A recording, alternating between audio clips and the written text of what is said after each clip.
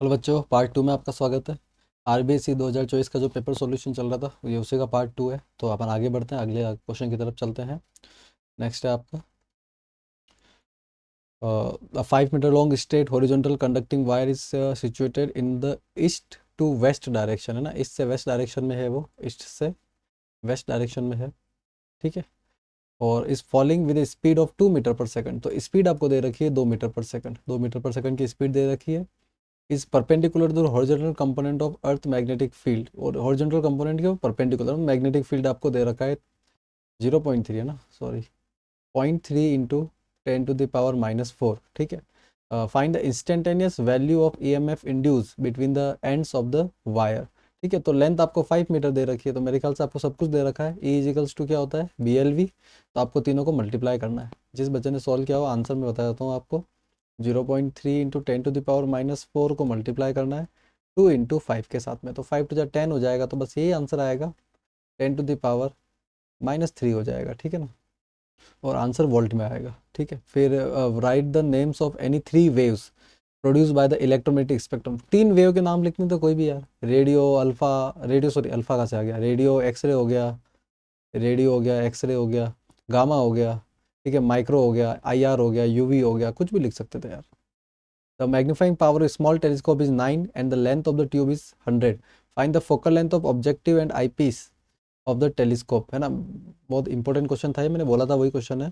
तो मैग्निफिकेशन का M का फॉर्मूला FO/FE, और L का फॉर्मूला जो होता है वो FO+FE, ये फॉर्मूला आपको यूज़ करना था, ठीक है। तो मैं अलग पेज पे सॉल्व कर देता हूँ इसको, है ना। तो M जो दे रखा है आपको, दे रखा है M का गया, हाँ 9 दे रखा है, मैग्नीफाइंग पावर 9 है और ट्यूब 100 सेंटीमीटर है।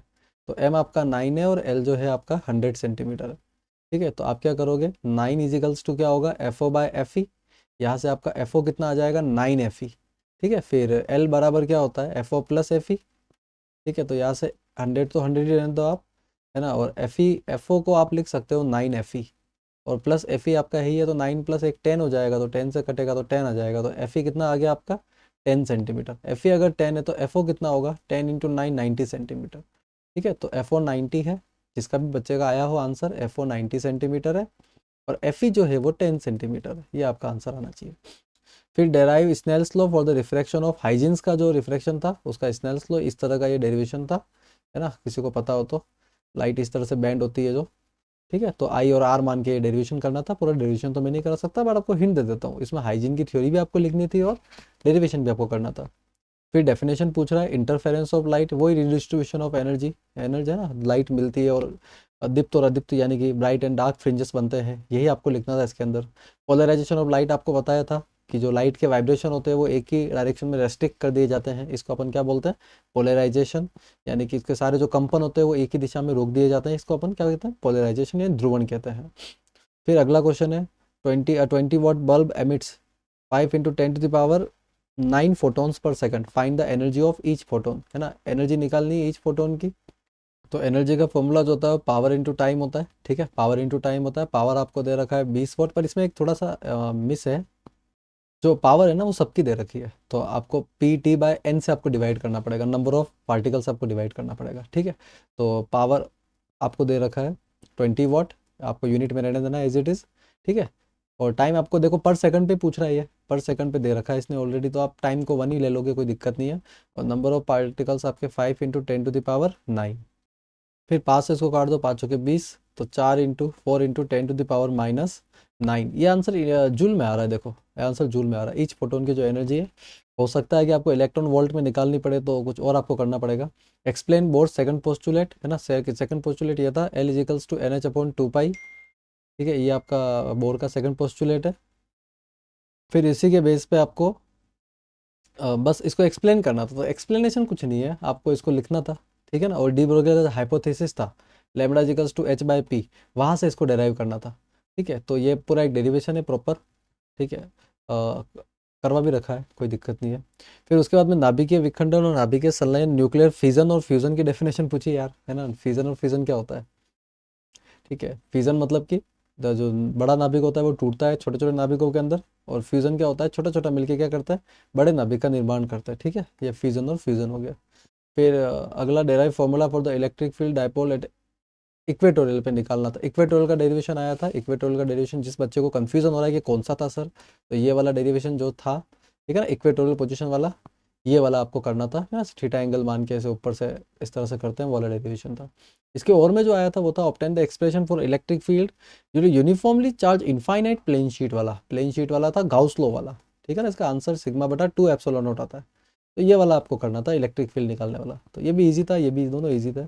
Derive the expression for magnetic field at any point on the axis of current carrying circular loop by Biot-Savart law। Biot Savart law का ये वाला जो डेरिवेशन था, ये वाला आपका आया था, और यही आपको करना था, है ना। इजी था, मेरे हिसाब से काफ़ी कुछ खास नहीं इसके अंदर। Derive formula for force per unit length straight current parallel current वाला डेरिवेशन आया था आपका, है ना। पैरेलल करंट आता था F1 अपॉन L1 वाला, ठीक है, F2 अपॉन L2 याद होगा आपको। इसका आंसर आता था कुछ इस तरह से, F1 upon L1 equals to mu nought I1 I2 upon 2πd, ठीक है ना, या 2πr जो भी आपका आया होगा। फिर 18 क्वेश्चन जो आपका था on the basis of energy band, energy band का क्वेश्चन आ गया यार, एनर्जी बैंड का क्वेश्चन आ गया। मैंने जो गेस किया था पेपर बिल्कुल वैसे ही है। जो बच्चा मुझसे पढ़ा है, जिसको आइडिया है, उसको पता होगा कि पेपर जो मैंने गेस किया बिल्कुल वैसे ही पेपर है आपका, ठीक है। ये वैलेंस बैंड हो गया आपका, ये कंडक्शन बैंड हो गया, इसके बेस पे आपको, तो इसके बेस पे आपको कंडक्टर इंसुलेटर वगैरह को डिफाइन करना था, ठीक है ना। इस तरह का आपका पेपर था। फिर उसके बाद में draw energy band diagram of N type semiconductor. N type semiconductor आपको एनर्जी बैंड डायग्राम बनाना, तो उसमें बीच में एक लाइन भी आती है, ठीक है ना, तो वो वाला डायग्राम आपको बनाना था। डायग्राम मैंने बोला था कि इस चैप्टर से डायग्राम जरूर देख के जाना, हर चैप्टर से बोला था, ये वाला भी इंपॉर्टेंट था। वैसे इसका और वाला क्वेश्चन ज़्यादा ईजी है, ठीक है, क्योंकि इसमें तो डायरेक्ट रेक्टिफायर पूछा है, फुल वेव रेक्टिफायर के बारे में बात कर रहा है।